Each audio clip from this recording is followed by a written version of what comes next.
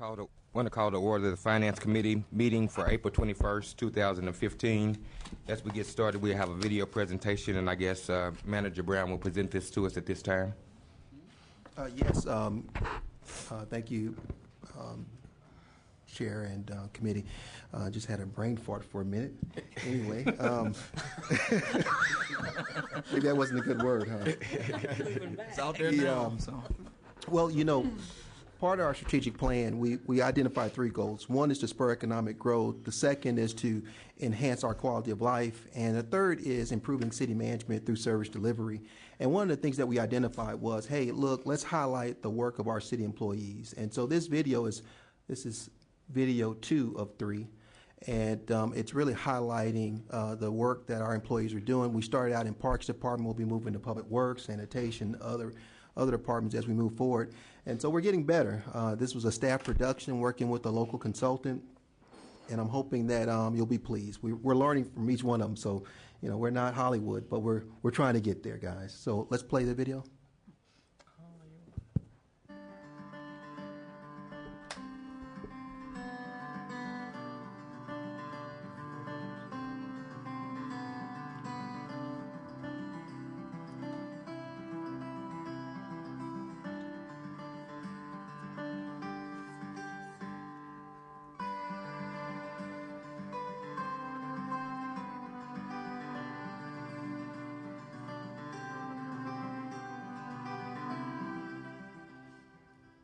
Hi, my name is Kelly. I'm the Human Resources Director at the City of Muskogee. Welcome to MCTV. Our host for this segment will be Brooke Hall, Facilities Manager at Muskogee Swim and Fitness Center.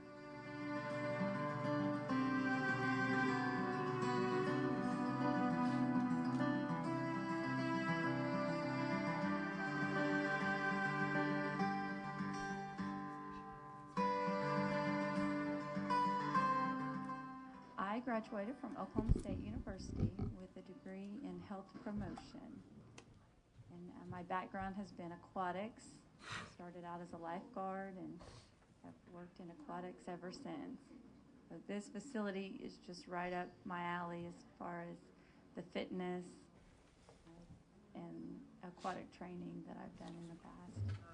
Primarily, the facility is indoor natatorium. It's a 25-meter pool. When we created this swim and fitness center, it was about getting the swimming pool open back to the community, and we've been able to do that successfully. Had a lot of people in the community that contributed money to make that happen. Over $600,000 of private money was invested in rehabilitating the building in the swimming pool, and so we were able to get it back online for the community use. There was a fundraising effort for us to move into this facility. We had matching grant through the Russell Ruby Foundation, and that's how this facility came about. We had, of course, the equipment needs. There was a lot of cosmetic work that needed to be done. So the concept of having the fitness center and all the equipment that we need was part of the monthly membership-based facility. It was built in 1986, and there was a community effort for the Red Cross and the local chapter here in Muskogee to own and operate a pool facility to serve the community. And it operated until I think approximately 2001 under the Red Cross. We have 5 full-time staff that office here. We have approximately 15 part-time staff and 15 contract instructors that all train, teach, give tours, whatever's needed in the facility. We have staff to do it. Hello, my name is Ken Camp. I've been here for 7 years. I enjoy what I do. I love working with people. I also do the arthritis exercise class. I work with a lot of older people. I work with people with disabilities, people with arthritis, strokes. I've had several clients who've had strokes. Just It's very rewarding to see them grow and get stronger and become more independent. And it's, like I said, it's just a great opportunity to help people to get stronger and become more independent. My name is Jessica Smith. I'm the aquatic supervisor at Muskogee Swim and Fitness. I'm in charge of the River Country Water Park, Spalding Park, and the pool that we have here at our facility. I'm a personal trainer here and fitness coordinator. I help run all the programs and train quite a few people here and train everyone from a bodybuilder to your grandmother. Been doing it for over 10 years now, and I love it. It's great. You know, I figure nothing else better than to get paid to be in shape. I'm the membership coordinator here. I also am a certified personal trainer and I teach Pilates. Well, I'm over basically the front desk, all membership sales, all corporate accounts. I look over files after my front desk has entered them. I follow up on billing. I invoice corporate accounts and collect from them. We try to reach out through the community to get different corporate memberships also involved. But a lot of it has to do with just the following up on and making sure that members are paying when they're supposed to be paying and that their accounts are correct and all their information is entered correctly. We have around 2,000 members, and we're proud of that. You know, when we opened, we were expected to be self-sustaining financially, and we've been able to do that since we opened 7 years ago, and that's been certainly a source of pride and also something that we brag about to the community. We have our users, we have our fitness center users, we have pool users, we have group fitness classes, and we have members that use one of those three or all of those three, and we would really encourage everyone to try out every aspect of the facility. The fitness center has everything you need from a beginner exerciser to a heavy weight lifter. So we have cardio equipment, our treadmills, ellipticals, bikes. We have a step mill, and then we have our resistance training machines for those that are looking for keeping up strength, and then also free weights for those that are more comfortable with the heavier lifting and training. Thank you for joining us for this edition of Muskogee Employee Spotlight. We'll see you again next time. That's it. All I right. mean, I'm excited about it. I feel like a film producer. And it's just, I'm sorry, Counselor, you had something you wanted to say? No. Oh, okay. All right, moving forward, item number 1, please. Consider approval of the Finance Committee minutes of April 7th, 2015. Minutes, are there any corrections or additions? Move for approval. Second. Moved and seconded. Any other comments or suggestions? Roll call, please. Deputy Mayor James Gully. Yes. Janie Boydston. Yes. Dan Hall. Yes. Marlon Coleman. Yes. Wayne Johnson. Yes. Leanne Langston. Yes. Ivory Van. Yes. Derek Reed. Yes. Mayor Coburn. Yes. Item number 1 passes, so we're going to item number 2, please. Consider approval of claims for all city departments April 2nd, 2015 through April 15th, 2015. Do we have a report from the purchasing committee? Yes, sir. The purchasing committee met earlier today and reviewed the report of claims with Ms. Kingston, and I move for approval. Second. Been moved and seconded. Any other additions or corrections or questions? Roll call, please. Deputy Mayor James Gully. Yes. Janie Boydston. Dan Hall. Yes. Marlon Coleman. Yes. Wayne Johnson. Yes. Leanne Langston. Yes. Ivory Van. Yes. Derek Reed. Yes. Mayor Coburn. Yes. Item 2 passes. Item number 3, please. Receive report from Muskogee County Transit Authority and take any necessary action. Mr. Brown? Yes, thank you, Chair. As you know, every external agency that we fund, they're required under their contract to come before the committee or the city council to just give you an update on progress, what they've done. Some of the contracts we're standardizing right now to require them to come in at least once a year. Some of the contracts state two, some of them state 4. And so we have Mr. Ford, who's the executive director for Muskogee County Transit Authority, who's here this evening to give us a update on, I think, a PowerPoint presentation on Muskogee County Transit. Mr. Ford, can you come up, please? Yeah. And I would say, Mr. Ford, if you could be brief. I will be brief. Thank you very much. Not trying to rush you or anything like that. I will be brief, but this is the presentation that I was prepared to present, I guess, the last time I was here. So most of you know me. I'm John Ford, the Executive Director at Muskogee Transit. And we were formed in 1986, and in 2006, the commissioners formed the trust, and we have a 7-member board. We have 2 vacancies right now. We have a city appointee. I guess I would be beginning with Mayor Coburn here, writing a letter. We have to have that position filled, and a board chairman who was a county employee passed over the weekend, which was Jimmy Moore. So at the present time, we have 2 vacancies on the board. Right now, here are our list of routes for Muskogee Transit. We have 4 fixed routes in the city. They are the northeast, northwest, southeast, and southwest route. We have a city demand route. We have the special routes, which is the trolley, which we do around Christmas, Thanksgiving, the Azalea. We had them in the parade this couple of weeks ago. We have a nutrition route in Muskogee also that serves Douglas Center and Fairhaven.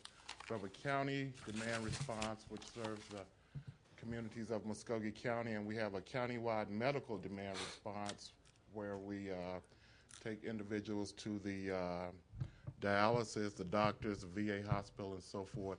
We also have a fixed route called the Cherokee Nation, and it meets at the Three Rivers Museum, and along the way drops people off of work at the casinos and the different places in Tahlequah.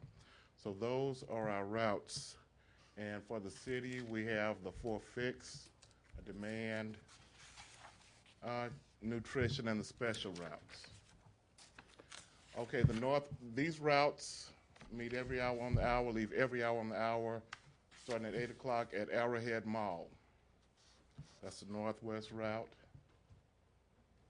And those are the stops along the way.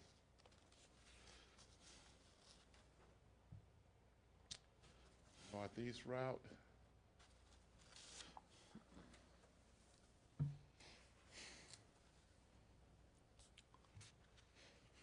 And we have the southwest route.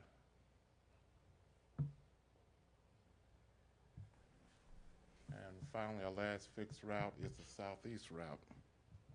And this is the route from the Cherokee Nation. That's kind of blurry, but it leaves every morning from the Three Rivers Health Center, and there are the stops along the way for the Cherokee Nation route.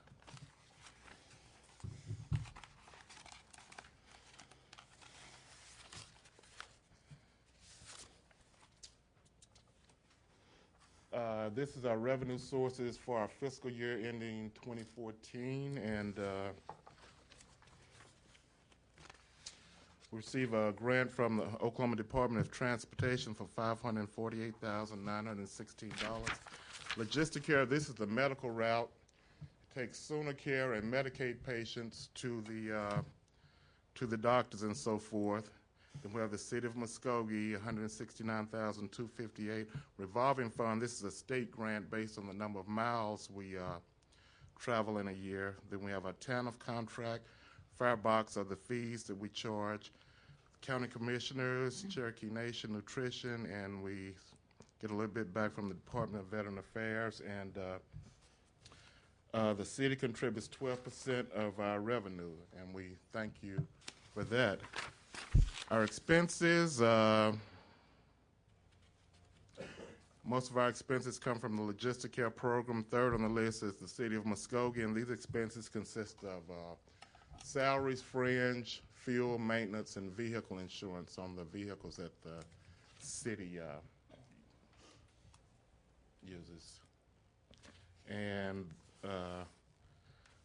our expenses for the City of Muskogee are 24% of our total grant. Our fares, demand response, $1.50 each way. The city bus 75 cents each way. County route, $1.50.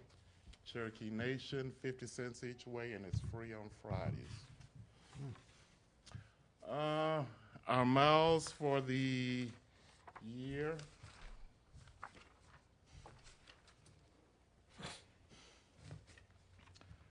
Our vehicles logged a total of 904,371 miles for the year.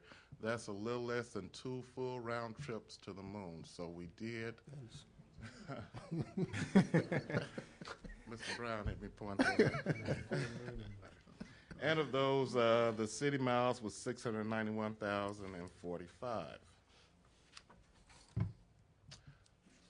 We provided our passenger service trips to 98,000. I guess I better pull my notes. I'm trying to look over. 98,885 city passengers, and for the county, 13,443. And finally, we are in the process of purchasing 5 new 5x8 advertising bus shelters that will be erected in the city. 2 will be purchased by the city as part of the renovation project on 24th Street, and the proposed location of those 2 will be the Monarch location and the Social Security office on 24th and Shawnee Bypass. The 3 that will be purchased by Muskogee Transit will be the one at the Health Department, one on 6th and Market. That's the top of the hill on Arrowhead Mall on the east side of Dillard's, because that's one of our biggest pickup stops up at the top of the mall. So we're going to put a shelter there. And then another proposed location is the new Come and Go that they're building on North Country Club Road near Country Club Apartments. That's one of our biggest pickups. Are there any questions? That concludes my presentation. No, I think under our contract, you're required to do a presentation, and we will be taking up the budget in around June or so. And so I just wanted to point out to the council that there's about a $3,000 difference in the contract and what we've actually been giving or providing to the MTA, Muskogee County Transit Authority. So it's instead of 166, we'll be doing 169. Will you do the 169? Is that Yes. what the recommendation would be? Yes. Okay. Yeah. All right. Any other questions for Mr. Ford? Yeah, I have a question. How did the deal come out, Mr. Brown? The time I got with you with the people from the farmers market, they wanted the trolley to come by and pick up the people downtown and take them to the market. How did that ever come out? Well, Mr. Ford can answer that better than I can. I know we made a request, and that was a previous executive director, and there's a new executive director now, Counselor. Mr. Ford, when we go through the budget talks, that's something that we were going to talk about, and I don't see any problem with us running a route. Take the individuals from the farmers market and back.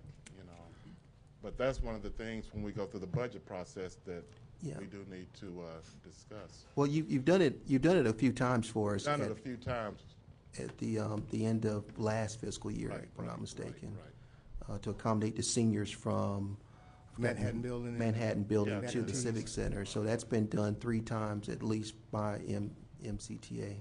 When does that start? When does this? Well, it started Saturday, I think, when they had the first farmers market. Was it, Tish? Do you remember? Yeah. And then it'll pick up, and it'll be every Wednesday, I think, and Saturdays. Some Wednesdays and Saturdays. I'm open next week, and we can sit down and talk. Well, counselors, I just want you to know that transit is an investment that, we probably don't see. A lot of our residents utilize the transit system currently. Transit takes them to Walmart and to the farmers market and to other places in and around the city. And so the city is one of the highest users of the transit system. We're number 3 in terms of its revenue, and we make up about $330,000 of its expenses. And so, we're getting use out of the transit authority in terms of dollars, what we're paying and what we're getting out of it. So, just thought you should know that.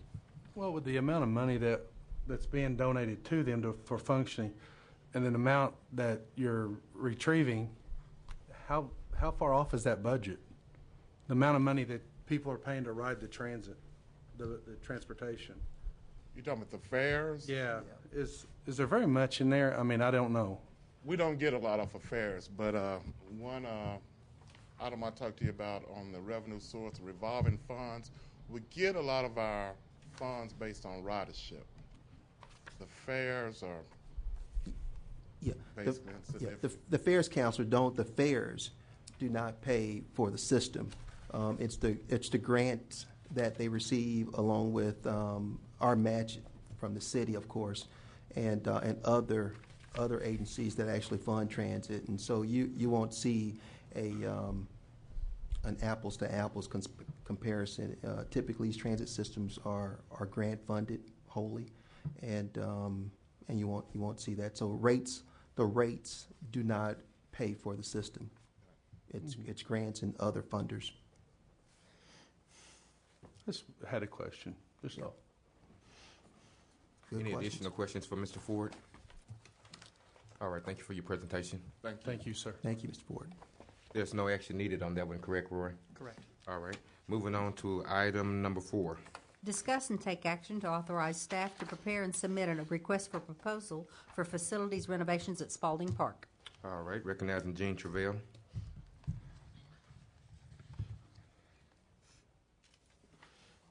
Well, good afternoon, councilors and Mr. Mayor, Mr. City Manager. Come before you today to request, discuss and take action to authorize staff to prepare and submit a request for proposal for the facility renovation remodel at Spalding Park.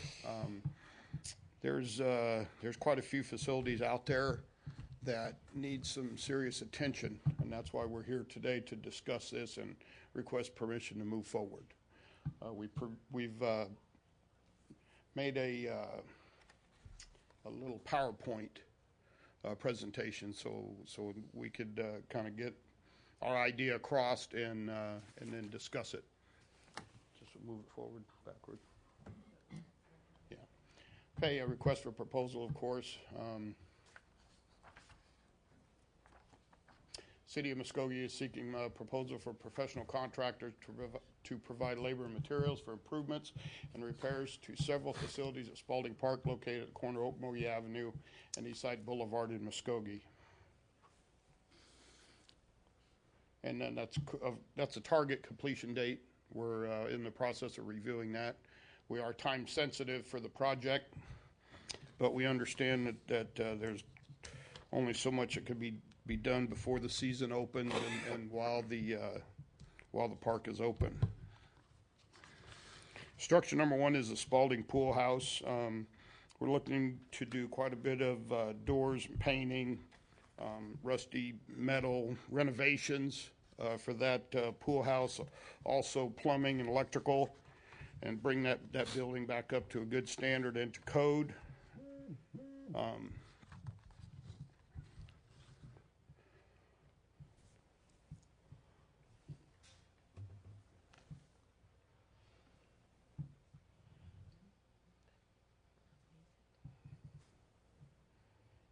Looking at doors and partitions, of course. Quite a bit of miscellaneous. I could have made a dozen pages of stuff there, but I wanted to try to keep it to a minimum here. Cap rusted metal along the bottom of the decorated walls by the entrance with painted or powder-coated metal. Replace mirrors in the locker rooms. Replace a Formica countertop at the entrance with solid surface. And painting, and I'll kind of just skip through these. These were fairly self-explanatory. Stop me if you have any questions, please. Okay, moving on to the next building that we'd like to discuss, the storage shed. Here pictured. And there's its location, of course. I'm sure everybody's familiar with that. This is some indications of the T111 siding along the side of the building is rotting and needs to be cut out and replaced and painted.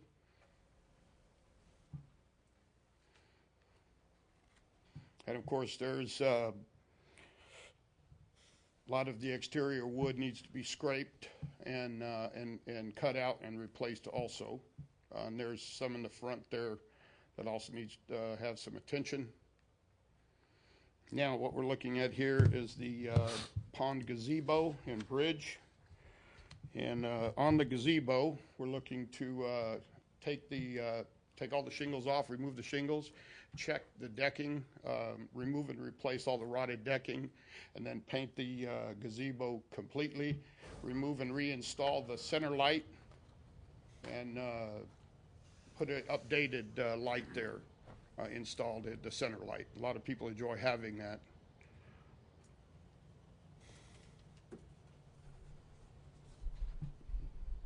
Now, we're going to be looking at the bridge while we're out there, basically doing a maintenance scrape down, making sure that all the welds are satisfactory and it's safe for the public to use, and then go ahead and painting it back so it'll look good and last many years to come. Mr. Cavell, can I ask a question? I'm sorry to interrupt you during your presentation. A lot of the things that you're talking about, why can't we do these in-house? Time frame. Right now, our department's running at about 120% of capability. We're putting in a lot of overtime hours. We're meeting our requirement right now. But just for a department comparison, we have 5 men working full-time within the parks facilities currently, on top of the 4 people that we have assigned to them full-time.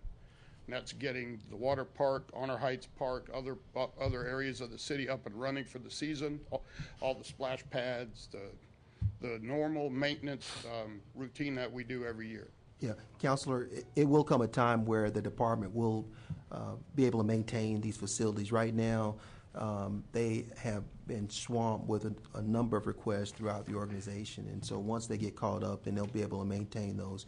This particular facility, they have a requirement of May 23rd, I think is when the Parks Department would like to have that facility up and operational, and that's the reason why we're having to fast track some of this stuff. Okay, I was wondering why we were pressing so hard at the last moment again. Yeah. And we still taking care of it in the spring and the winter and stuff like that when we're not using these facilities and having it all done before then. But again, you bring us something and we got to change it right at the last minute. Yeah. I thought that's why we had these programs. This put him on board so some of this stuff could be taken care of before now. Okay. Go ahead, sorry. No, yes, sir. And again, the building we're looking at now is the Scout House. We did a complete scrape down and a maintenance painting project. That is complete. We are looking to replace the roof shingles on the Scout House. That definitely needs to be done.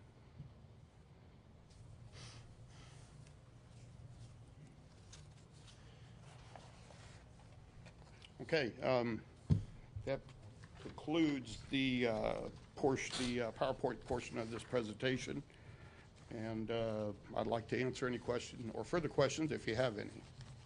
Well, thank you very much, Gene. It's very informative. Yes, sir.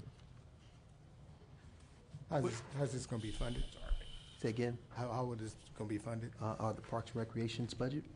The reason I was asking Building and grounds.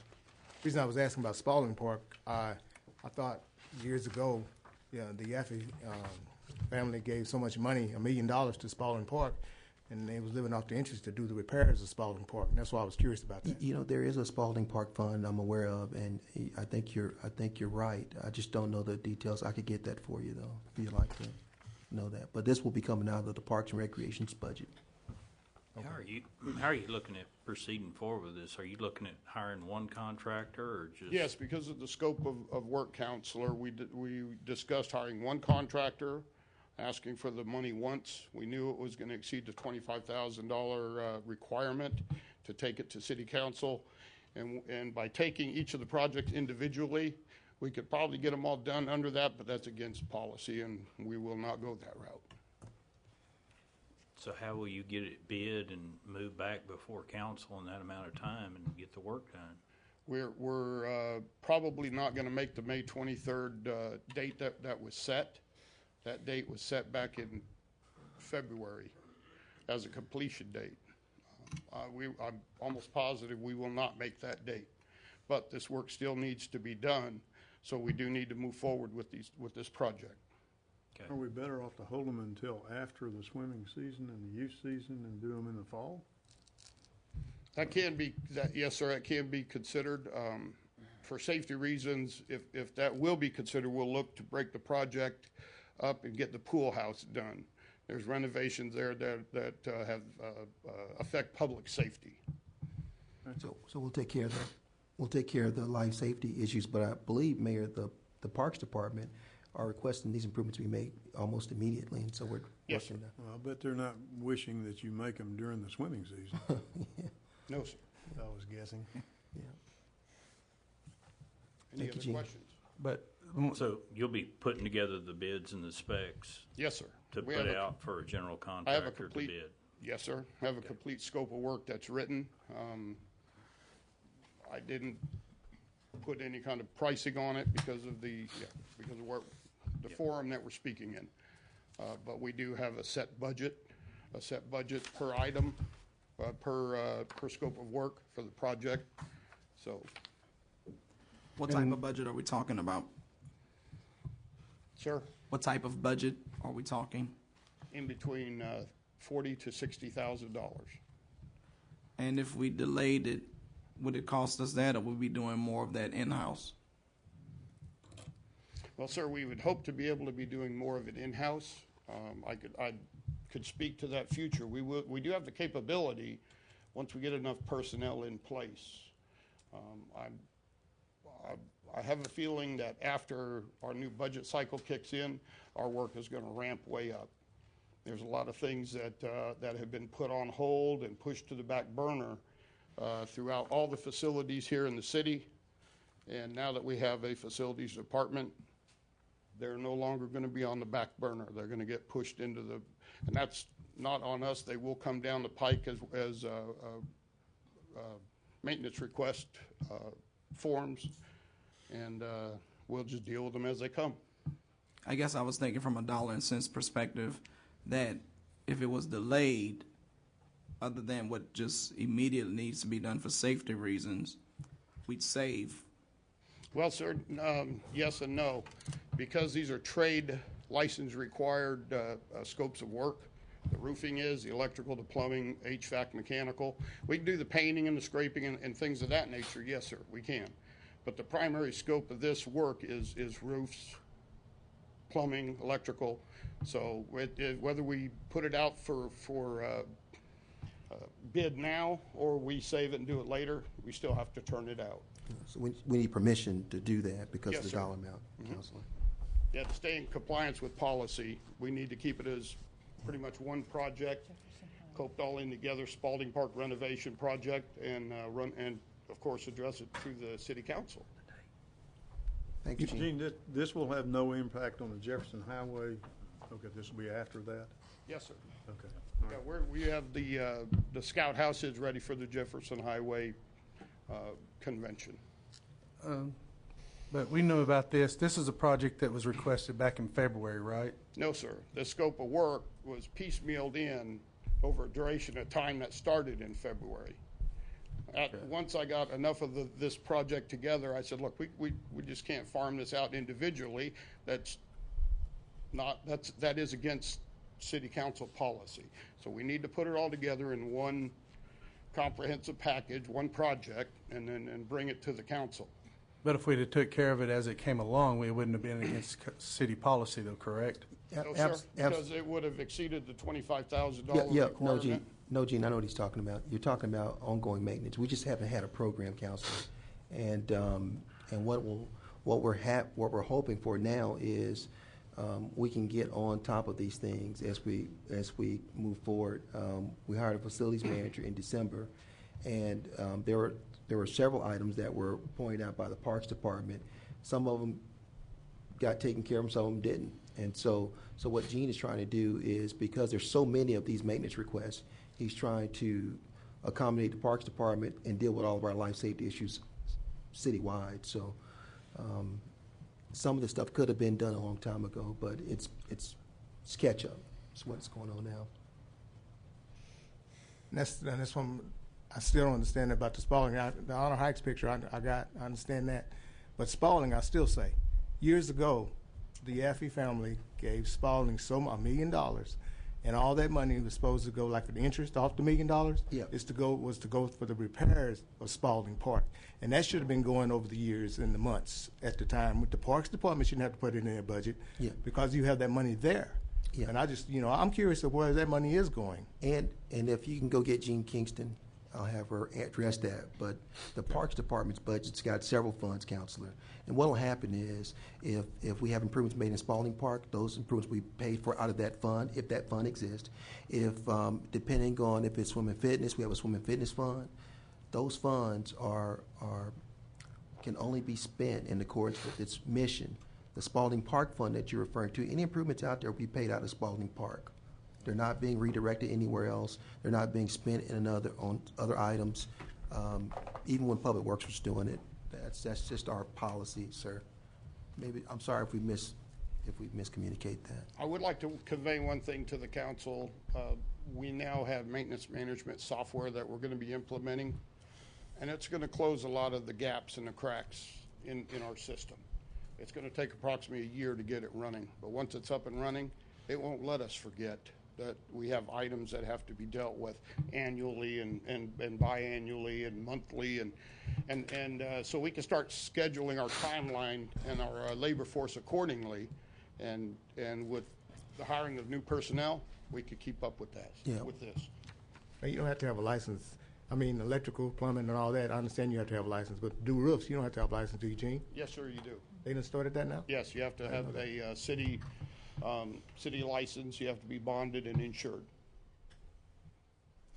So the roofer has to have a license just like a plumber? Absolutely, yes, sir. I didn't know that. I learned something today. Any additional questions for Mr. Travell? We entertain a motion. Move for approval. Second. Moved and seconded. Any other discussion? Roll call, please. Deputy Mayor James Scully. Yes. Janie Boydston. Yes. Dan Hall. No. Marlon Coleman. No. Wayne Johnson. Yes. Leanne Langston. Yes. Ivory Van. Yes. Derek Reed. Yes. Mayor Coburn. Yes. Item passes. Item number 5, please. Discuss and take action to authorize staff to prepare and submit a request for proposal for renovation of the Muskogee Police Department using the design-build project delivery method. Recognizing Gene Travell. Honorable council members, Mr. Mayor, again, I bring another project before the council. This has been an ongoing project that was developed over several years that encompasses many needs at the police department, and we will be working from a CIP funded budget. I guess we will request for proposal for renovation of the Muskogee Police Department using the design build delivery method. I submitted a scope of work to the council. Does everybody have a copy? Yeah, they have it in their package, Okay. Gene. So you could just give us the Cliff Notes version. Okay, what we're going to do, we need to install a ladies' restroom over in the gym area on the second floor. The police department needs a new floor throughout the whole facility. It needs painting, carpentry work, new doors, renovated doors. They are also looking to have two interrogation rooms built. These will be special rooms with audio-video systems that will tie into the existing computer systems and allow any officer to access port in an interrogation. They will also be soundproofed. They would like to have their squad room redone, all the mailbox area redone, and the record room windows. And then we're looking at some mechanical updates. If there's enough funding left, we would like to get the existing chiller repaired and building their mechanical system up to twice its current capability. So should be able to get them some air conditioning down there and keep them happy. I'll entertain any questions. I don't know if this needs to be directed to you or maybe to Mr. Brown. We've discussed before about the whole design build concept. I can't help it when you live in a house with a architect Architect. for many, many years.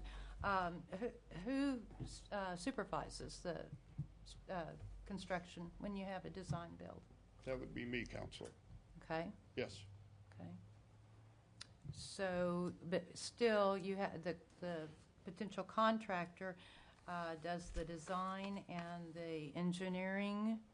Ma'am, the majority of the work that we're doing is renovation remodel work. Okay. There's really no new construction or new engineering requirements to this project. Okay.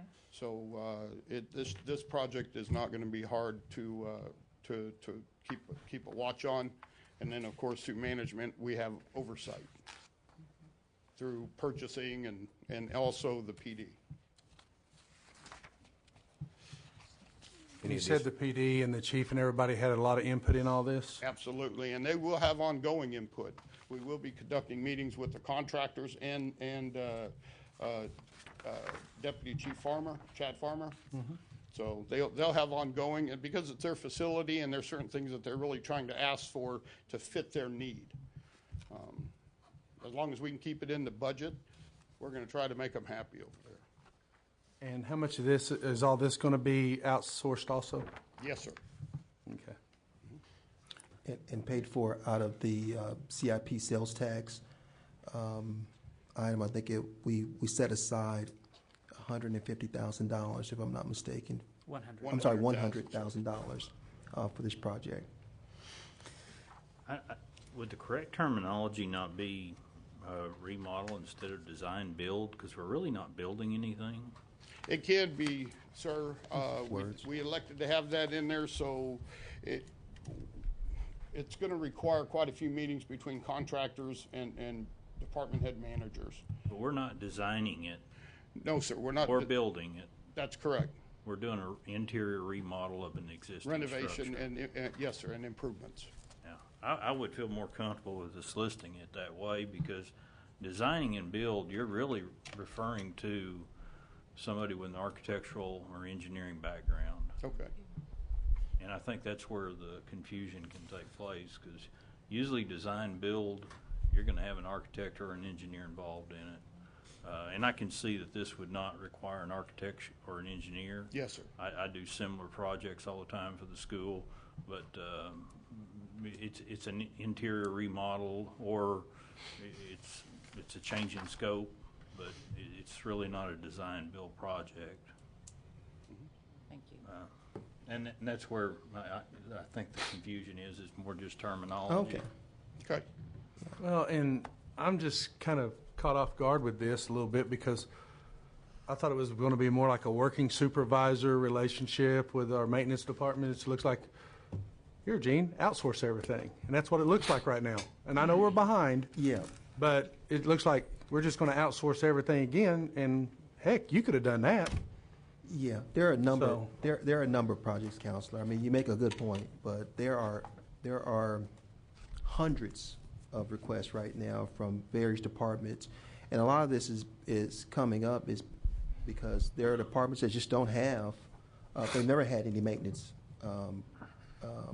personnel on staff, and so a lot of these requests are coming in, 10, 20 a week, and so I mean, I understand your point, but a lot of this stuff has to get done. This is one of the only ways to get it done, and not all of it can be fixed by our staff. We'll have to outsource some things. Granted, and point well taken, there'll be projects that we'll do in-house.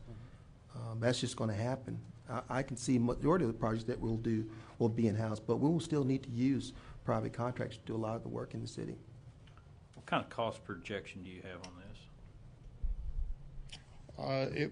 The CIP fund said if it's managed properly, that's enough money to complete the scope of work, including the mechanical, which that's just shy of $30,000 sitting by itself. What was the entire cost projection? $100,000. $100,000. Yes, sir. Okay. That's to include. Oh, I'm sorry. And going back, this is this isn't a maintenance item. It's more of a remodel. Yeah. So it's kind of an extensive project. Yeah. We will. And you can save a lot of money by playing middleman and coordinating the subcontractors. Any additional questions? Move for approval. Second. Moved and seconded. Any further discussion? Roll call, please. Deputy Mayor James Gully? Yes. Janie Boydston? Yes. Dan Hall? Yes. Marlon Coleman? Yes. Wayne Johnson? Yes. Leanne Langston? Yes. Ivory Van? Yes. Derek Reed? Yes. Mayor Coburn? Yes. That item passes. Item number 6, please.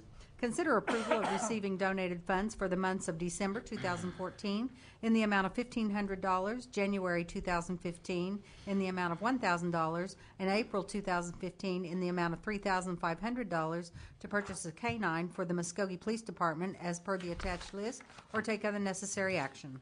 All right, Chief. Mr. Chairman, excuse me, these funds were donated for the purchase of a canine for a patrol dog, which is used for tracking, scent, other things in patrol operations. Normally, a canine is going to run anywhere from $10,000 to $14,000. This dog that we're looking at is about a $6,000 dog because it had experience in the military. So it's had experience and it's been used before, but we are still getting it at a special price. So these funds will be used to purchase that dog, and that's the reason that we're requesting these monies be accepted. All right. Any questions? Move for approval. Second. Moved and seconded. Roll call, please. Deputy Mayor James Gully? Yes. Janie Boydston? Dan Hall? Yes. Marlon Coleman? Yes. Wayne Johnson? Yes. Leanne Langston? Yes. Ivory Van? Yes. Derek Reed? Yes. Mayor Coburn? Yes. All right. That item passes. Number 7, please. Consider approval of receiving donated funds for the month of March 2015 in the amount of $1,550 for the city's animal shelter sponsorship program as per the attached list, or take other necessary action. Recognizing Chief one more time. Thank you, Mr. Chairman. These funds are donated funds for the animal shelter, and we're requesting that the city accept the $1,550 for the animal shelter. All right. Any questions? Move for approval. Second. Moved and seconded. Roll call, please. Deputy Mayor James Gully? Yes. Janie Boydston? Yes. Dan Hall? Yes. Marlon Coleman? Yes. Wayne Johnson? Yes. Leanne Langston? Yes. Ivory Van? Yes. Derek Reed? Yes. Mayor Coburn? Yes. Thank All you. right. That was our final item, so the Finance Committee is adjourned. And we'll now call to order the Public Works Committee meeting. Item number 1. Consider approval of the Public Works Committee minutes of April 7, 2015. Any additions or changes? Move for approval. Second. Have a motion and a second. Any discussion? Roll call. Deputy Mayor James Gully? Yes. Janie Boydston? Yes. Dan Hall? Yes. Marlon Coleman? Yes. Wayne Johnson? Yes. Leanne Langston? Yes. Ivory Van? Yes. Derek Reed? Yes. Mayor Coburn? Yes. And the motion carries. Item number 2. Consider approval to grant an easement in favor of the Muskogee Public School District, I-20, for trail construction on city-owned property, more specifically described as the northerly 100 feet of Lot 8, Block 280, and all of Block 272, City of Muskogee, according to the official plat thereof, and to further authorize the mayor and the city clerk to execute the necessary conveyance or take other necessary action. Mr. Tucker. Mr. Chair, members of the committee, the District I-20 of Muskogee Public Schools has expressed interest in developing a trail in the area of Sadler Arts Academy. And in order for them to construct that trail from the school to the park, I believe, it is necessary for them to cross over city property because we own one parcel of land that is near the intersection of Tower Hill and Iola Street. And if you look on page 13 of your packet, you will see, if you have an electronic version, you'll see it colored in orange, which is the trail, and in yellow, the portion of that is owned by the city. What I have done is prepare a deed of easement, which, if executed, will be filed as of record, and this will give I-20 all authority they need to lay a walking trail across that property. It will provide necessary access for construction as well. And this, of course, is done at no cost, and the city is permitted to provide gifts to schools. So there's no legal issues there. I do recommend approval, and I'm happy to answer any questions. Just to provide a little insight into this, we appreciate the Jimmy Johnson and Lowe's. This is a grant provided by the Jimmy Johnson Foundation. It's a $71,000 grant, and they've been working on this for some time, and it will start at Elliott Park. It will come down through the ropes course there that's on city property, then come up from the ropes course, interconnect with the Sadler Trail there, then go through the backside of Sadler, come down to the ball field, do a full circle in the ball field, then go back up and interconnect with Sadler. We would hope at some time with the Martin Luther King Community Center to interconnect that trail with the Martin Luther King Community Center. And I would hope as a community at some time we would look at connecting the Elliott Park with our community trail. Again, it's just connecting all our trails and paths together. Now, this is more the trail at Elliott Park, the trail at Sadler, and the trail that we're adding on there through the Lowe's grant and Jimmy Johnson Foundation grant is a 6-foot wide concrete path, and it's really designed for running and walking for the students there. But this will be a wonderful addition to Elliott Park and to the ropes course and to Sadler. But we do need an easement through the city property. Any other discussion? Move for approval. Second. Have a motion and a second. Any discussion? Roll call. Deputy Mayor James Gully. Yes. Janie Boydston. Yes. Dan Hall. Yes. Marlon Coleman. Yes. Wayne Johnson. Yes. Leanne Langston. Yes. Ivory Van. Yes. Derek Reed. Yes. Mayor Coburn. Yes. The motion carries. Item number 3. Discuss the use of municipal rights-of-ways in easements by the Muskogee Public School District I-20 for the purpose of the fiber optic infrastructure installation and take any necessary action. Mr. Brown. Yep, thank you, Mr. Chair. And members of the committee, the Muskogee Public School System schools is upgrading the district's network, fiber optics and infrastructure, and they are requesting that the city waive right-of-way fees. The city code requires payment of a yearly fee by any entity who uses the right-of-way, and so we have a letter from Superintendent of Schools dated April 16th requesting a waiver of those fees. Since the proposed use is for a public school and not a commercial venture or for-profit entity, we are requesting that their waiver of those right-of-way fees be waived. I can give you a little insight to this. Currently, we're on a Suddenlink backbone. We are relocating, and all of our schools interconnect through that backbone to the Best Center at 202 West Broadway. We have built a safe room or a tornado shelter to serve where our servers are going to be at 1700 Beacon at my office right now. And we're going to put our own fiber in, and we're going to light it up ourselves at our server location.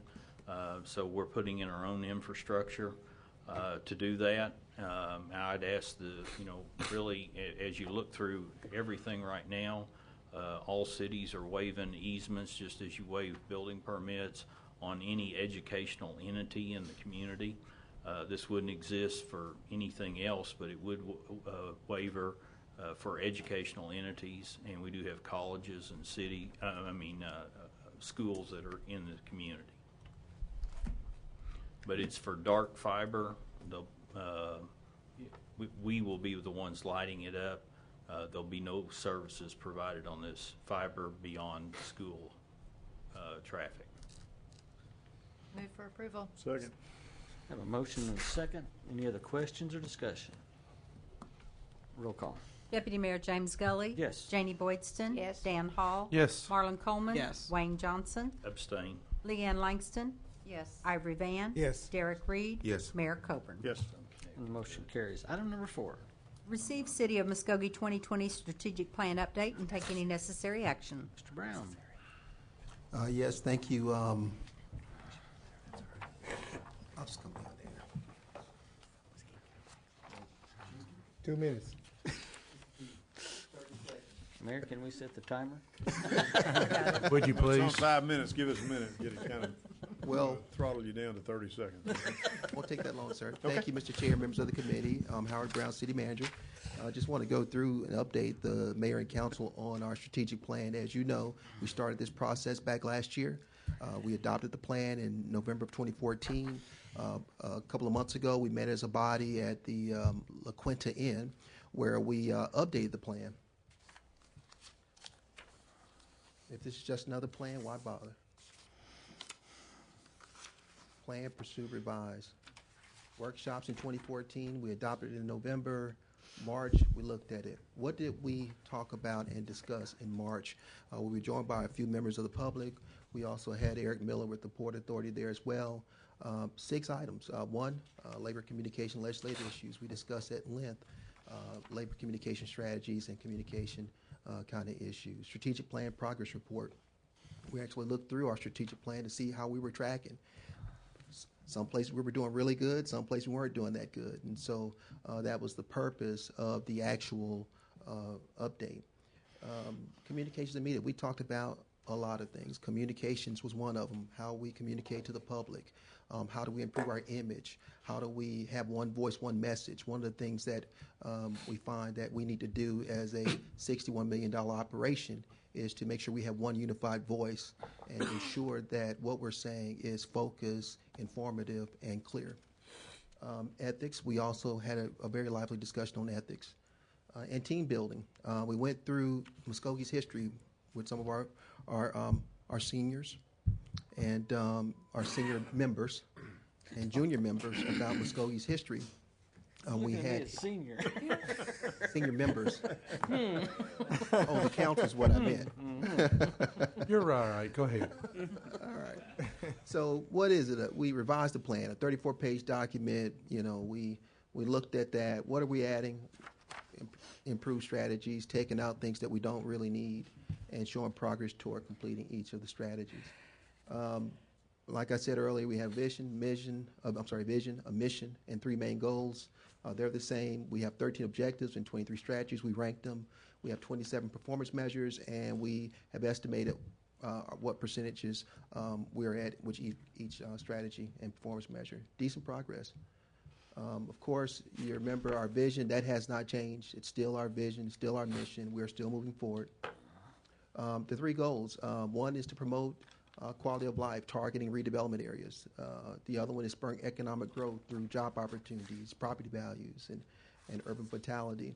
And then the other one is to improve the way we do business, empower city's team to excel in professionalism, service delivery, communication, and conveyance of outstanding image and pride. And you saw some of that today in our video. It's very important, highlighting the work of city employees. I can't say that, you know, being a city employee in 3 different states and 5 different jurisdictions, you tend not to say, good job, guys, you know. And I think this is one way that we can tell our story to the public on what kind of work city employees do. Economic development, quality of life, team and communication, 3 goals. Simplified action strategy summary, strategies is ranked by the council. We had dates that of completion that we had outlined. We outlined the plan. We started with the 3-year plan. It moved into a 5-year plan. But most of the work that we are doing is there. And this is kind of the heavy lifting here. Some of the detailed progress on what we've done. And I'm not going to spare you the details. But the report is there on the dais for you. I have a hard copy. We'll also be uploading this to the website for the public to actually look and monitor the progress as well. In red, in the 3rd column, you'll see where we're at 60% complete on some of the things. So we're tracking our progress. We're doing what we said we were going to do, and we should be proud of that. We're assessing the organization, improving communication and image. We're realigning compensation, which that's something that we struggle with every year with employee compensation. And so those are things that we're looking at. Enhancing our customer service. You're going to see a lot of good things. AquaHawk is one of the programs right now that's being rolled out where our residents are able to go online and be able to track their water usage and determine if they have a leaky faucet or running water. And we are also assessing office space. That's something that we're going to have to do and continue to do. And we're also going to survey our citizens, which is very important. Hopefully with the rollout of the website, we'll be able to have a tool that when residents request services from the city, they're able to come in or go online. Not only can they tell us what their needs are, but we can respond back and everybody can see it. And so it could be anything as menial as a pothole to a police matter. And so we'll be able to track what we're doing through this system. And this is the economic development goal. And the first column is what departments, and I'll spare you this. That first column there is the departments that are assigned that actual strategy. The second column is the actual strategy. The fourth, fifth, and sixth column is the year we started, the duration of that strategy, and the percent complete. And so the bar chart tells you progress, if we're making progress, and I think we are. Of course, we have some that's less than 10%, achieving retail and housing development. We're in the process of bringing a guy on board right now to be the director of that department. So there are things that are happening right now that these things will change, and we'll be able to mark our progress. Downtown redevelopment, it's a big issue here, 35% on its way. Retail housing and development, 10%. Executing our urban renewal plan, 50%. And the reason why that's low is because we haven't completed it. And so we are working hard. City Attorney's Office, they've actually delved in and done a yeoman's job, Roy and his staff, Matt. And thank you very much. You guys, we couldn't do it without you. Infrastructure, public works, that's one of our challenges. We all know that we have infrastructure challenges in the city. One of the things that we're going to be looking for in this next budget year is how do we pay for it. Improving traffic flow is another priority. Of course, one of the items in our CIP is to fund signalization projects on Court Street. Drinking water distribution, a pretty significant issue, not just in Muskogee, but nationally. That's something that we're going to focus on when we do our water distribution assessment. And sanitation solid waste, we're looking at right now of looking at how to better manage it or private solution or whatever. So, and stormwater plan. Stormwater plan is something that we actually need to have a comprehensive approach on how we deal with those kinds of issues. And that's economic development campaign. Expanding the airport, promoting an IBA or airport authority, improving the port's contract to do that. These are all things that we've discussed at some point in time that are still in the plan. That's still something we need to look at. 7-point program housing. I mean, I was informed this morning that we have 28 single-family homes being developed. Affordable housing. 28 homes are being constructed as we speak in wards 3 and wards 3, I think it is. So there are things that we're doing that we're not talking about or discussing, and this is the way we're able to do that when we meet together as a body. Assessing the land bank. We haven't done much of that yet, but that's coming off the ground. Expanding Love Hatbox. We're only 10% complete. We have a contract in place right now with SFM. There are things that they're going to have to do. There are things that we're going to see after evaluating them after their year to see how much they've done. New theme festivals. You know, we're working with the city's co-sponsoring a music festival in 2016 with 4 or maybe 5 downtown music festivals.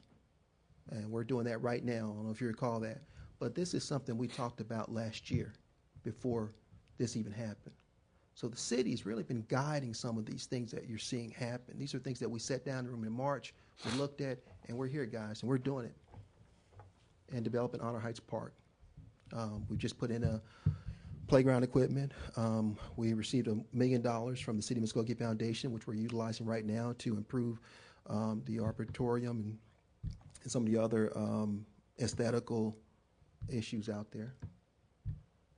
Quality of life, same way here. I mean, demolishing structures, we're 35% complete. Building, programming, and managing the MLK Community Center, 25% complete. Cleaning, beautified target areas.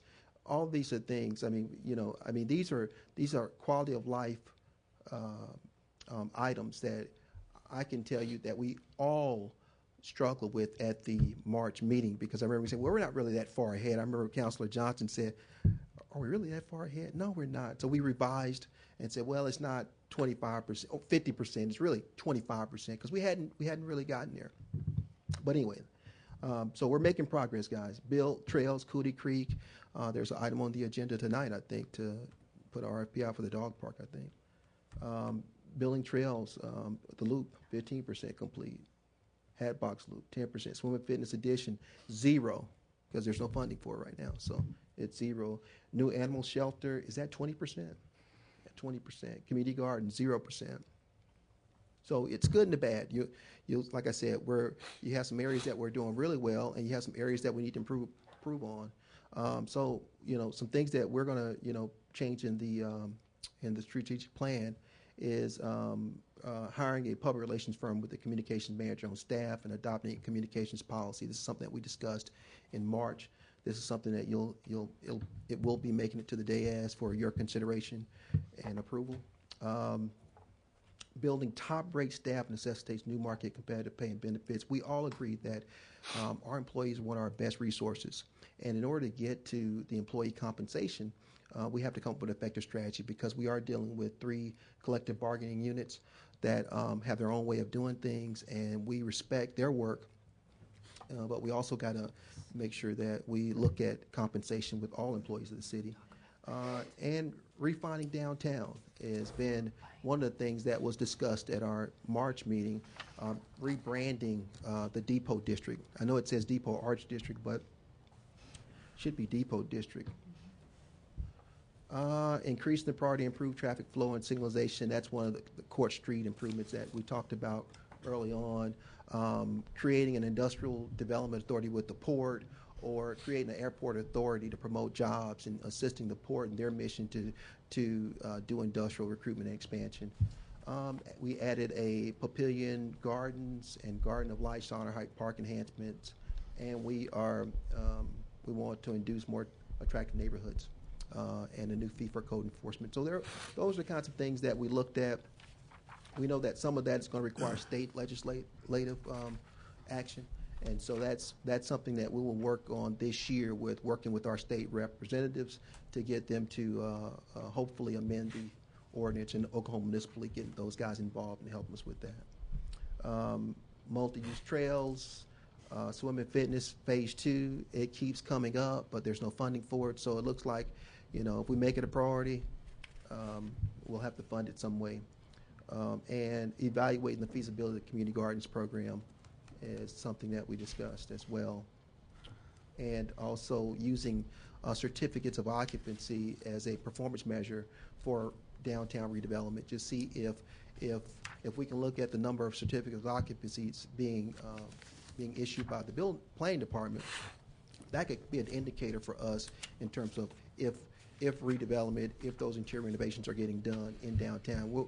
And that's a measuring stick, a very objective measuring stick that we could use in tracking our progress. So I recommend that we adopt a revised strategic plan, thus reestablishing the council's priorities so that staff can budget resources according to continued plan implementation. Thank you. That concludes my presentation. If you have any questions, I'll be more than happy to answer. Thank you, Mr. Brown. Can we discuss this now? Yes, ma'am. Okay.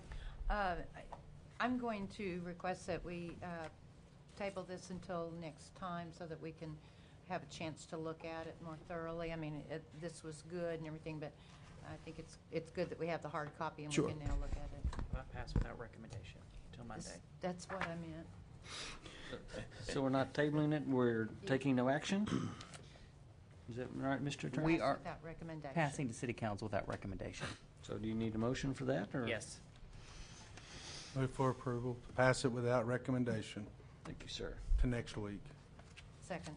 Have a motion and a second. Any discussion or questions? I do like the strategic plan and the sessions we've had, because it's a good time when the city council can get together, talk and plan and organize and give us a good target, and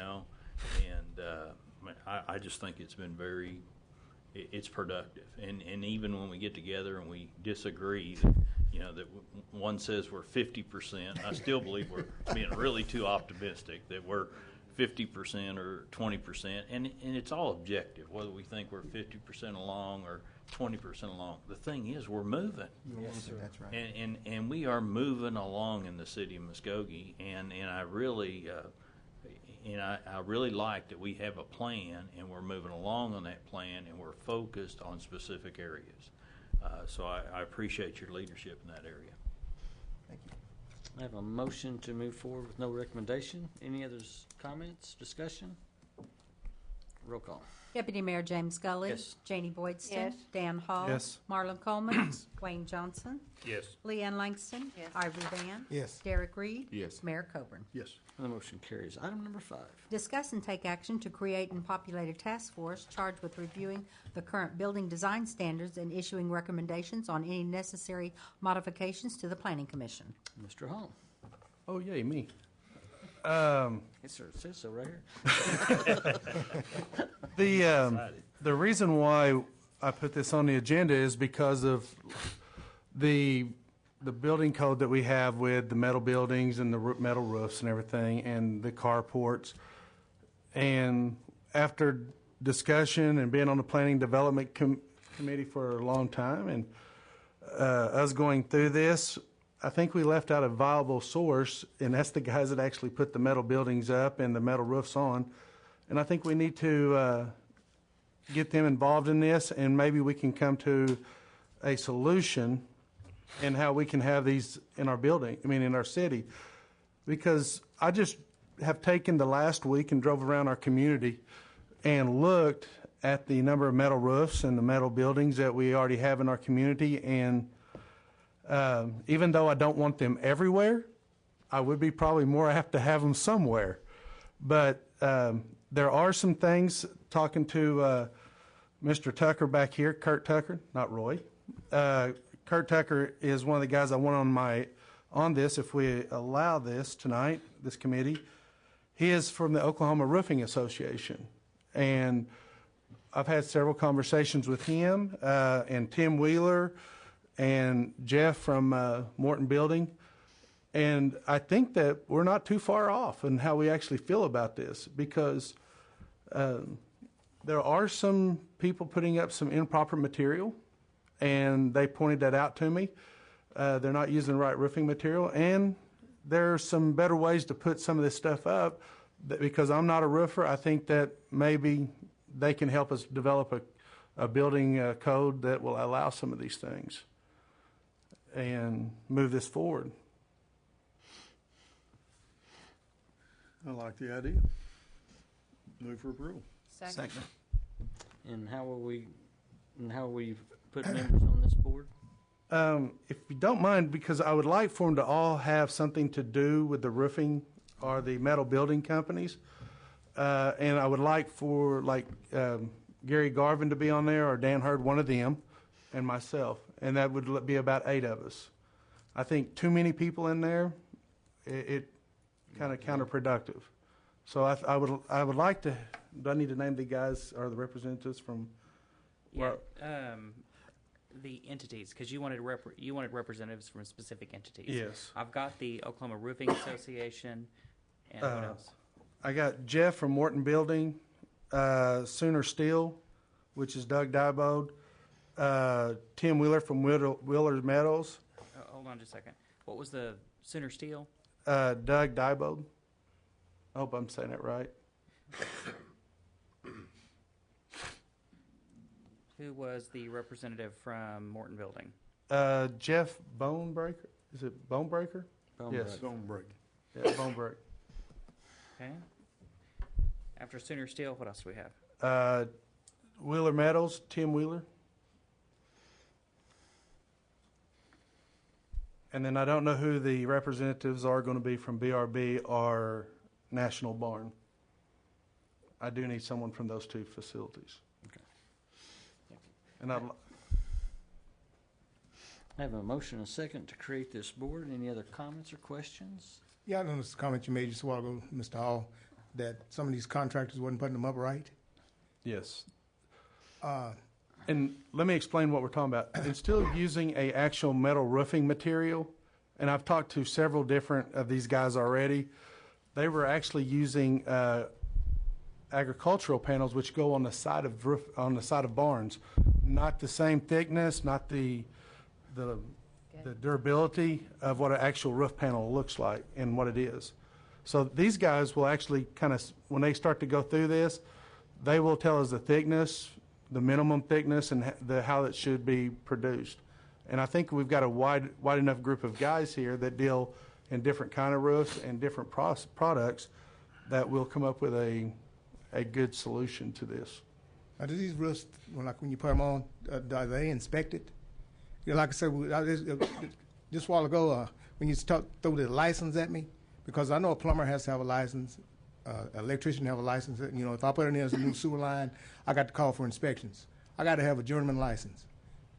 And when you put on a roof, you're supposed to have a permit and everything. Well, okay, I know you have to have a permit, but what threw me just a while ago, Mr. Jean said you had to have a license to do this. Is that, Maybe I'm sorry, Dan is that, heard. Dan, can you speak Do you to mind that? if- Is that yes or no? It's yes? Yes, that is correct. You have to have a license. So each individual roofer has to have a license, just like a journeyman plumber, journeyman electrician. No, with roofing, it is just the To the microphone, if you don't mind. Just okay. Thank you. That's what was confusing. Yes, with roofing, it is only the contractor that is required to be licensed at this point in time. The roofing contractor or the roofing company. Okay, but the people working for him. People who work for him work under his license. Okay. We don't do any inspections on roofs. Yes, we do. You get up and physically inspect. We don't that the physically product is climb put on the roof, but correctly? we do inspect roofs, yes. It was a decking inspection? Decking, yes, decking and underlayment. The licensing, about 4 years. It's new, relatively new. Okay, that's what, yeah. 2-year terms is what I would like to see this be on here for. I guess one of my, and I'm all for this, but one of the things that we were hearing from the Planning Commission was the concerns about the impact that it would have to our community and property values. Would we not want to have somebody on this committee that would look at it from the other perspective? How would you do that? An appraiser? I mean, how would you? Real estate? Can I have Kurt Tucker come up? He's the guy from Oklahoma Roofing Association, and he may help with some of this. Kurt, your name and address for the record, if you don't mind. Curtis Tucker from Fort Gibson, 106 South Brown Street. And 100% what you're talking about, respecting and keeping the historical value true to its nature, is that, obviously you don't want to have, a typical metal roof put up in a historic district or a historical neighborhood, because it's going to devalue that aspect of it. And so there's products out there, stone-coated metal roofing, that look exactly like an architectural tab, or architectural shingle, or even you can have the terracotta look, or even a wood shake look. And so I believe for the historical areas, and wanting to keep that integrity high, you'd want to use those types of materials. So that would be something that I would believe that you all would vote in as saying, this is the type of metal roof that's approved in these areas, such as downtown or historical neighborhoods. Does that answer the question? Well, and then your HOAs will take care of any of your residential areas that. Not necessarily. Well, Not all of it. necessarily. Well, I figured our HOAs would take care of some of that. Technically, I mean, maybe I'm wrong on this, but an HOA or covenants, restrictive covenants, unless those are filed with the deed for the property, they're nothing more than suggestions. Only enforceable by the folks in that subdivision. Yeah. Unless I complain about you doing that and it's recorded in that deed, I don't think there's any teeth to those at all. And that's what I didn't know the intent of the committee, if it was to look at just one side of the issue, or if it was to look at both sides of the issue and come up with a consensus. And I'm willing because to I think it's great. We need to look at it to a solution, and I think this is the right way of going about it. I just didn't know. Would you have someone that you like to recommend as a ninth person? No, I don't. Because you served on the Planning Commission. I thought you might, because you served on the planning commission and you know what their concerns were. It was just basically the metal roofs next to their houses in certain housing areas that may depreciate their house. Then in those certain housing additions, there's already metal roofs that looks like metal shingles and everything else in those housing additions, and they don't have an issue with that. Matter of fact, in the way we presented it to the city council, where we were going to present it, was with the metal shake shingles and the designer shingles involved in that. What would happen between now and Monday night if you came back with a person, an appraiser or something? I would think appraiser would be better than a realtor in that regard because they're going to assign value. So we maybe just you need could to add that adjust to 9 instead of Monday. 8 and look for an appraiser. That's all we have to do. And whoever that 8th person is, we can appoint them. I'm open for any suggestions of an appraiser. And again, the committee would just be coming back with recommendations. Yeah. And I think it's worth reviewing. And this committee will go to the planning and development, what we come up to. It will go there, and then the planning and development will look at it, and then it'll come to the city council before it's approved. I think it's a fantastic idea. Well, thank you. I have a motion and a second to create this task force. Any other questions or discussion? Roll call. Deputy Mayor James Gully. Yes. Janie Boydston. Dan Hall. Yes. Marlon Coleman. Yes. Wayne Johnson. Yes. Leanne Langston. Yes. Ivory Van. Yes. Derek Reed. Yes. Mayor Coburn. Yes. And the motion carries. Item number 6. Consider approval to renew an interlocal agreement with Hilldale Public School System to furnish law enforcement and school resource office functions for the district campuses located within the city or take other necessary action. Mr. Brown. Yes, thank you, Mr. Chair, members of the committee. This particular item is a renewal for interlocal agreement between Hilldale Public School System and the city of Muskogee. The city entered into this agreement in our last budget year to provide 2 school resource officers. The agreement is to be renewed annually. All parties in the agreement are in agreement with the renewal of this particular agreement. And I ask that you approve the interlocal agreement with Hilldale Public School System and authorize me to execute it. Dr. Cootie, the superintendent of schools, is here also. You should want to speak with her. I would like to move for approval, but also this, when we first did this last year, or at the beginning of the year, I was kind of wondering how Hilldale would receive these 2 police officers, not ever having them before. And I don't know about you, but my email's been blowing up telling me that they definitely want to keep them, and the excitement that they have about these officers being there and how they're interacting with their children and the positive relationship that they have. And more so that we talk about a community-based policing or a community outreach program into our community. And I think these 2 officers have fulfilled that out at Hilldale because they absolutely have loved having these guys out there and them interacting with their children at different functions and stuff. So I definitely move for approval on this. I have a question. This is for a 1-year agreement, is that correct? It's every year. Yes, ma'am. Okay, so it's 1 year at a time, but renewable at the next. Yeah, provided that Okay. provided that we have funds in the budget through Okay. the budget process. I think that's important for the people in the Hilldale district to know that our intention is to continually renew this. I think it's a great program, and I know that they want it, and I know they've probably gotten real nervous this year thinking that this might go away, and I just wanted to assure as much as we possibly can without actually voting on multi-year. It's year to year. Yeah. It's year to year, and we have the funds in the budget. We have been receiving Hilldale's their money. They pay us, of course, for their service under the agreement. And we've been receiving the funds. Second, if it hadn't been. I have a motion and a second. Any discussion or comments? Roll call. Deputy Mayor James Gully. Yes. Janie Boydston. Yes. Dan Hall. Yes. Marlon Coleman. Yes. Wayne Johnson. Yes. Leanne Langston. Yes. Ivory Van. Yes. Derek Reed. Yes. Mayor Coburn. Yes. And motion carries. Item number 7. Consider approval to accept the projects completed under Oklahoma Department of Commerce grant contract CDBG 1343408 and CDBG 1391509 and authorizing all payments due or take other necessary action. Ms. Callahan. Yes, thank you, Mr. Chair and members of the committee. This is just a housekeeping issue with the paperwork requirements with the Department of Commerce and their HUD auditing. It seems to be something new every year, so we just follow along. We follow the rules, and this is one of those. The minutes do. I did have some finals and project acceptance, but it needed to specifically state the contract numbers, which the minutes neglected to do in some of my past projects. So this will take care of that requirement that they're asking for. Thank you, Tish. Move for approval. Second. I have a motion and a second. Any other comments or discussion?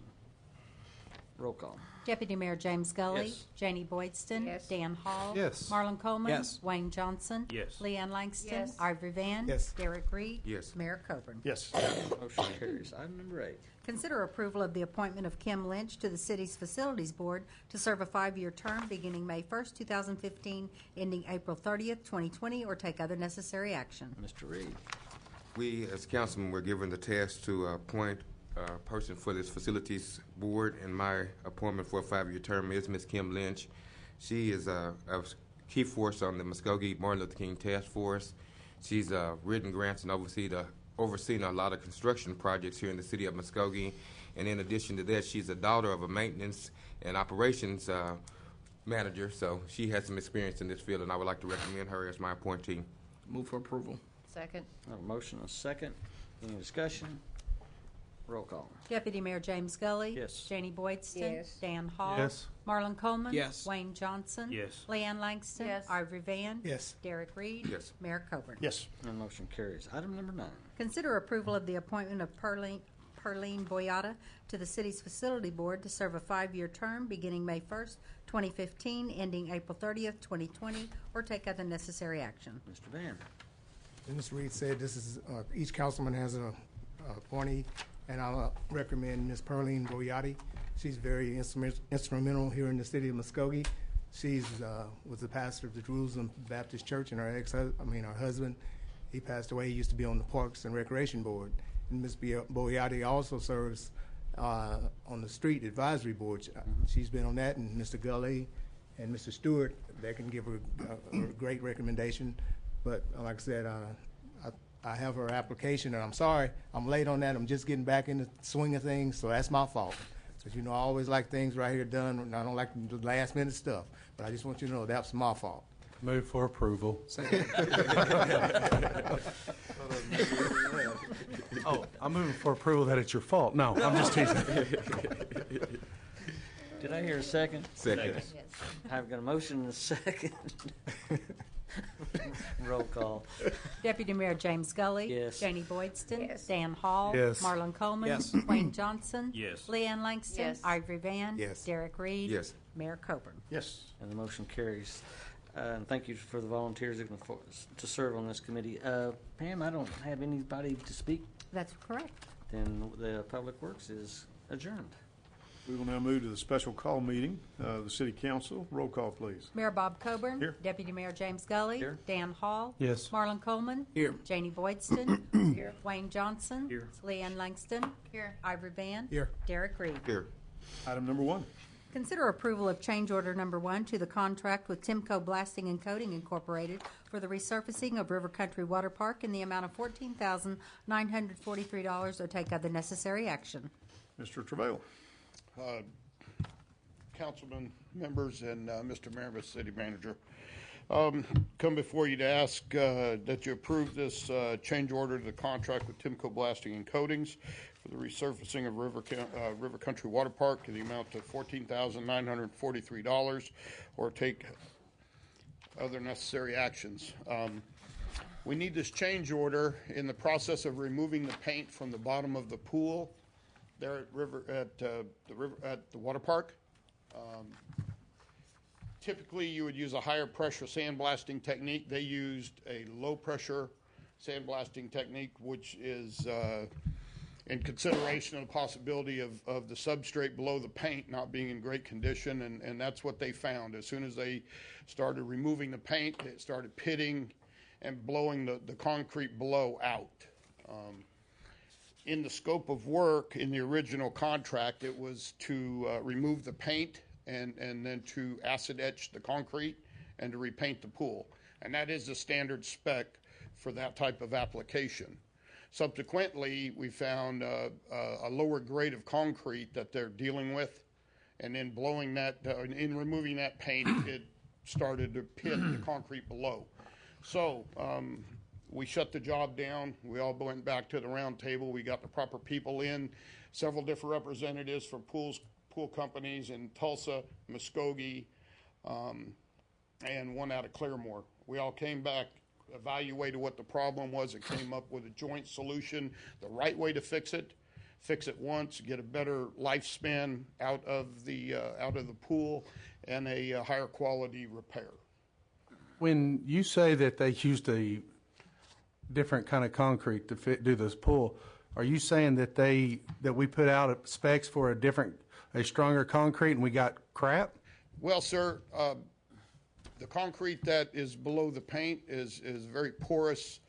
It's not a very high grade of concrete, no. So you're telling me that we need to go back to the company that made the pool and look at them and ask them why they didn't give us what we wanted? Or is this what we asked for? Well, I can answer that. You're right, Counselor. But I would say that we're probably outside the warranty period to go back on Warranty. this. If they use cheap products, we need to talk to them about some other thing. Yeah, we'll have to address that. But if it's not on the warranty, we're not going to be covered. What happened? Again, I'm not talking about the warranty. I'm talking about legal liability about tearing up and giving us crap. Yeah. Are we going to allow someone to keep giving us crap and not do something about it? That's why they got elected us to do this job, is to make sure that we don't do that. Yeah, we can go to the city attorney's office and see what avenues or recourse we have. Roy, do you got any commentary on this? Without having seen the contract from whenever the concrete was laid, no. Because I'm not even sure when.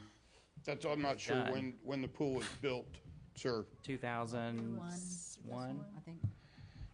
Yeah, what it is, they discovered when they were doing the sandblasting, they discovered underneath that there were some problems, and that's what we call an unforeseen. So that institutes or initiates a change order. It happens when it's unforeseen, and so that's what this is. But we'll see what documents exist from back then and look at them. Okay.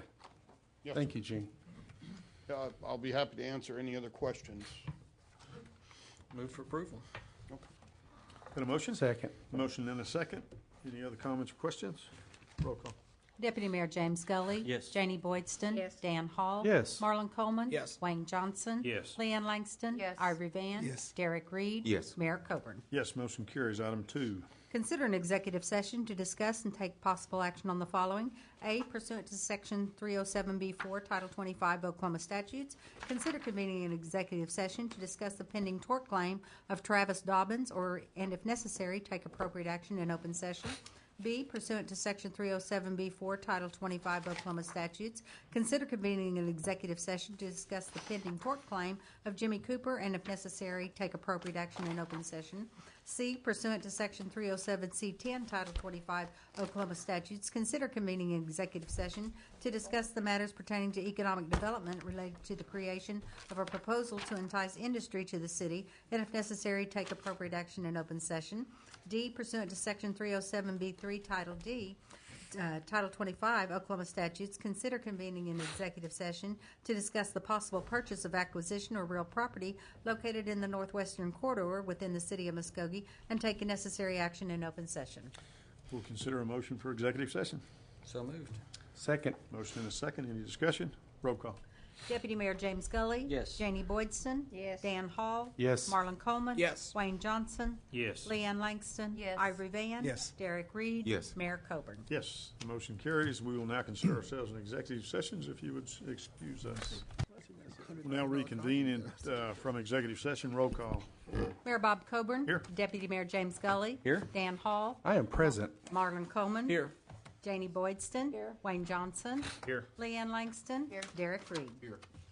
Mr. Tucker, items 2A, B, C, and D. Thank you, Mayor.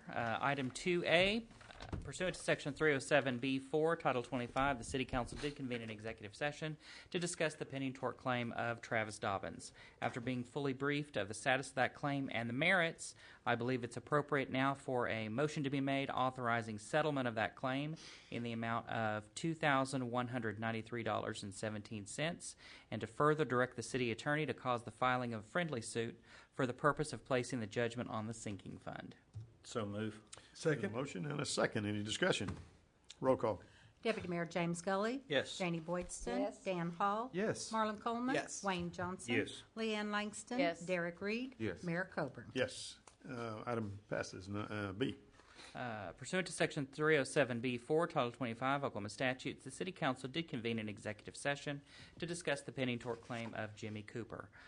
After being fully briefed in the status of that suit and the merits, that claim and the merits, I believe it's appropriate now for a motion to be made to authorize the city attorney to engage in negotiations in accordance with discussions held in executive session.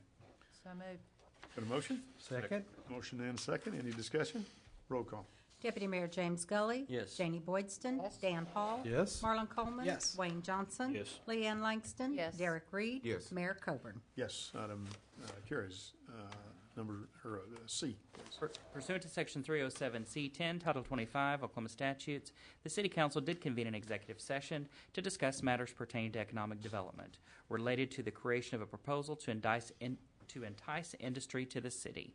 After fully being briefed on those economic development related matters, and after full discussion, no action is necessary at this time. Item D. Pursuant to Section 307B3 and D, Title 25, Oklahoma statutes, the City Council did convene an executive session to discuss the possible purchase or acquisition of real property located in the northwestern corridor.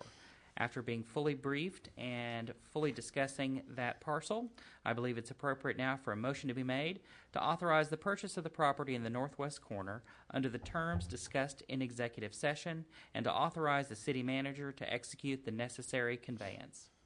So move. Second. Got a motion and a second. Any discussion? Roll call. Deputy Mayor James Gully. Yes. Janie Boydston. Yes. Dan Hall. Yes. Marlon Coleman. Yes. Wayne Johnson. Yes. Leanne Langston. Yes. Derek Reed. Yes. Mayor Coburn. Yes. Motion carries, and that concludes our agenda for the special call meeting.